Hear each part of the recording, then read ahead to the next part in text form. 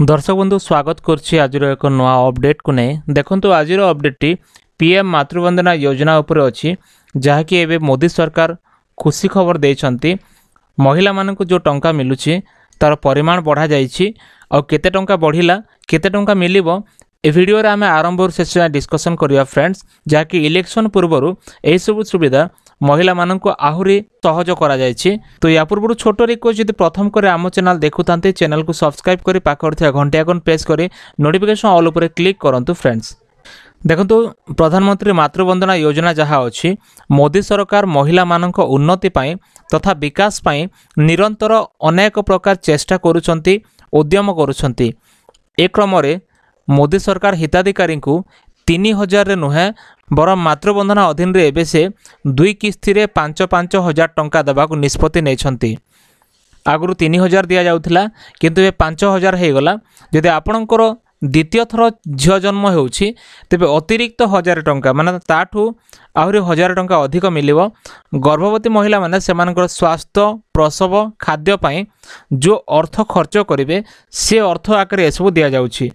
और यह सहित जो आशा एएनएम अच्छे से हिताधिकारी घर को जाई गर्भवती महिला घर को जाइकी बरणी स्मार्टफोन रे ही रेकर्ड करेंगे जमतीक ऑनलाइन करवा हो कि अन्य कौन से कार्य कलाप भी हो। आगुरी कौन होता आपण को सीएससी सेंटर को जावाक पड़ूला किंतु एबे आ सीएससी सेंटर जावाक पड़ो ना। एबे निजे एएनएम और आशा दीदी घर को जाइकी सबकि से माने ऑनलाइन करदे।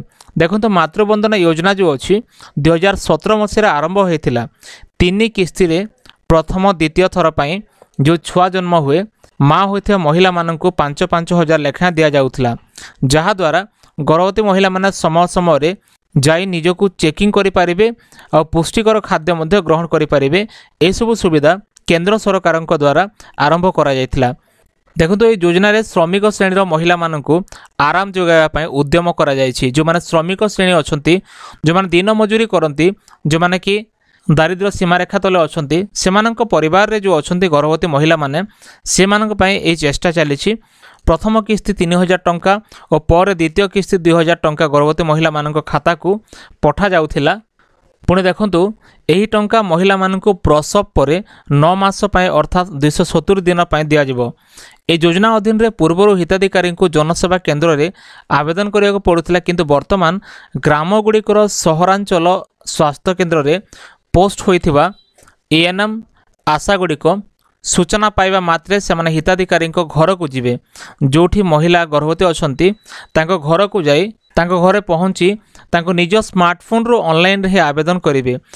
तांको जो विभाग रे से अच्छे से विभाग रो आईडी पासवर्ड दिया जाइछि जो एएनएम अच्छे और आशा दीदी अच्छी आउ तांकर आईडी पासवर्ड लॉगिन करिकी से गर्भवती महिला आवेदन मध्य करि परिबे।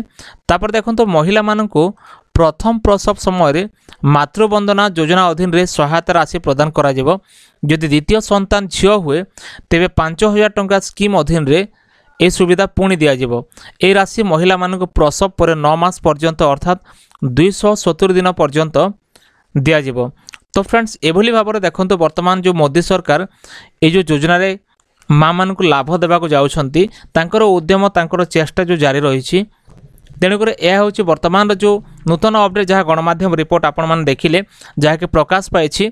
जदि आपड़ ए जाए जानी ना मातृवंदना योजना ताले आपन निश्चय निजर आशा दीदी किंबा एएनएम को जोगाजोग करिकी वर्तमान आपन अप्लाई करि परिबे जहाँकि मोदी सरकार द्वारा दिया जाउथिबा अर्थराशि आपन पाई परिबे। तो फ्रेंड्स एथला वर्तमान रो अपडेट। जदि वीडियो भल लागे वीडियो को लाइक करंतु चैनल को सब्सक्राइब करंतु सांग मान को शेयर करंतु एमती लेटेस्ट अपडेट पाई निश्चय हमरो टेलीग्राम और व्हाट्सएप ग्रुप रे जॉइन करंतु। देखा हबो नेक्स्ट वीडियो रे। धन्यवाद।